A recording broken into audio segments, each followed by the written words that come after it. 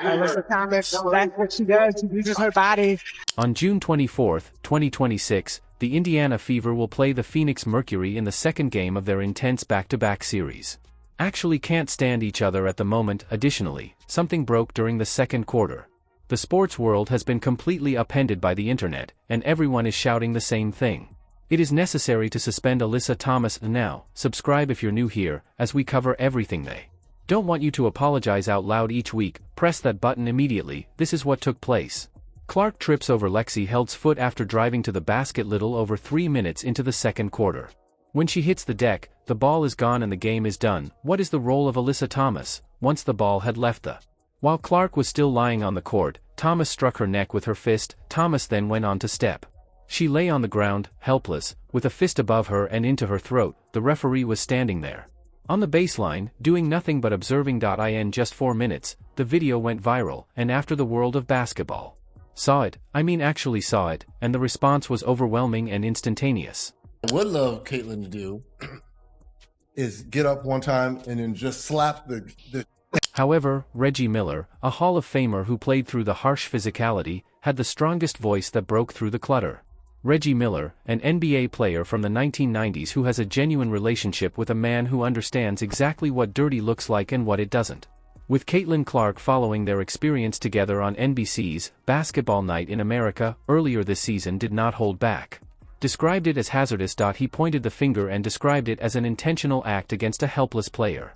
Alyssa Thomas and a refereeing corps that has now developed a habit of shielding everyone except the most significant participant in women's basketball. Miller's message was straightforward yet devastating. This basketball isn't competitive. This isn't toughness. Physicality is not what this is. What Alyssa Thomas did to Caitlin Clark on the ground. And the play was, in every sense of the word, a cheap shot. Additionally, in any league that asserts to be concerned about its players, its product, and its future, all of which are unavoidable, Reggie Miller participated in games against the 18,000 fans were yelling at the Knicks in MSG. He is aware of pressure. He is aware of the physical aspects of basketball. Reggie Miller's statement that, "What you did crosses a line," is accurate. Conversation is over. The internet didn't wait for anyone to authorization to respond. Social media turned into a complete battlefield within minutes of the video going viral. The WNBA's officiating is simply out of control. If they don't exercise caution, one of and possibly the greatest of. One fan said on X that their heroes will suffer severe injuries. That fan put it mildly. Some were far more straightforward. The WNBA's dirtiest player is Alyssa Thomas. One admirer stated that she ought to be in the UFC rather than the WNBA. Think about it, y'all. I mean, we're dealing with imperfect people. And when you look at it, they don't know the value that she's bringing for all of them. She bringing, they flying private planes now. They went flying private before she came. They on major networks now. They weren't doing that. See, she remind me of Tiger Woods for golf. Yes. He changed the paycheck. Another said, very disappointed in the refs for not calling the purposeful attempt to maim, driving her knee into Caitlin's groin on this play as well. Another fan pointed out that the other broadcast viewpoint showed it, and the calls for punishment were neither ambiguous nor soft. After considering this, the WNBA must punish Thomas for a minimum of 10 games. Attempting to hurt a different player is among the lowest things you can do. One fan stated that she ought to be suspended, that ought to result in a ban for. Another said, Thomas is a dirty player. And then there was this. If the league doesn't investigate this and locate Thomas, without a doubt, CC should take advantage of her skills. Give that one some thought. Now, fans are publicly revealing the Caitlin Clark should quit the WNBA if you don't defend her. This has gotten so bad. John Root, an Outkick, said it plainly. The way the WNBA treats the most significant, powerful, and well-liked athlete in league history is absurd. Like actual trash. A better is what Caitlin Clark deserves. The comment section wasn't just hands.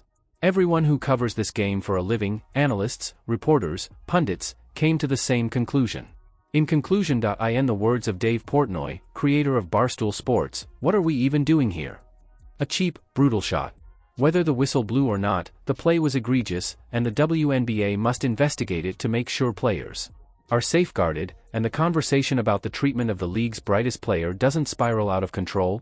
Stacey Dales, a former WNBA great, also didn't hold back. Dales wrote a post, "This isn't even deserving of a loose ball, it's pitiful." League needs to evaluate this since it was totally unnecessary and they obviously got what they wanted. Clark is not playing in the game. Coming in here aware of what happened 2 nights ago? And that still happens? What? Absolutely unacceptable. No, she didn't, dude. Absolutely She just unacceptable. cursed.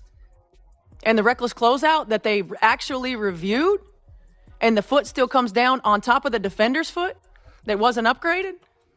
Absolutely disrespectful. Not in the game. Allow that to register. After leaving the game in the third quarter due to what seemed to be a back injury, Clark did not return. Later, Indiana declared that she would not be coming back. The WNBA's most significant player has left the game because of a fist to the throat that was missed by the referee who was on the baseline. We have now criticized Stephanie White used to be on this channel. We have inquired about her difficulties, rotations, and clock management. Or absence of it. However, Stephanie White arrived at the podium with a mask and gasoline tonight.